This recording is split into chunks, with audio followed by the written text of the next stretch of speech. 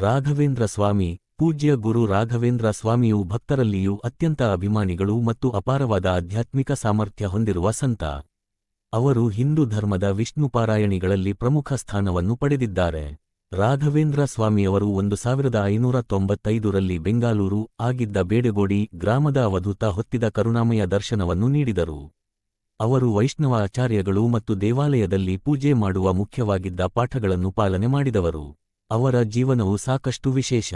ತಮ್ಮ ಗುರುಗಳ ಆಶೀರ್ವಾದದಿಂದ ಜ್ಞಾನಾಭಿವೃದ್ಧಿಗೆ ಶ್ರಮಿಸಿದವರು. ಇದಕ್ಕೆ ಗುರು ರಾಘವೇಂದ್ರ ಸ್ವಾಮಿಯು ಮುಂದುವರಿಸಿದ ಉಪದೇಶಗಳು. ಈಗ ರಾಘವೇಂದ್ರ ಸ್ವಾಮಿಯವರ ಪವಿತ್ರ ಅನುಭವಗಳನ್ನು ಅನುಸರಿಸುವ ವಿಧಾನದೊಂದಿಗೆ ತಮ್ಮ ಅಭಿಮಾನಿಗಳು ಧಾರ್ಮಿಕ ವಿಚಾರದಲ್ಲಿ ಬಹುದೂರವಾಗಿ ಪ್ರಭಾವಿತರಾಗಿದ್ದಾರೆ. ತಮ್ಮ ವಿಶೇಷ ಚರಿತ್ರೆಯ ಮೂಲಕ ಅವರು ದೇವರ ಆಶೀರ್ವಾದ ಮತ್ತು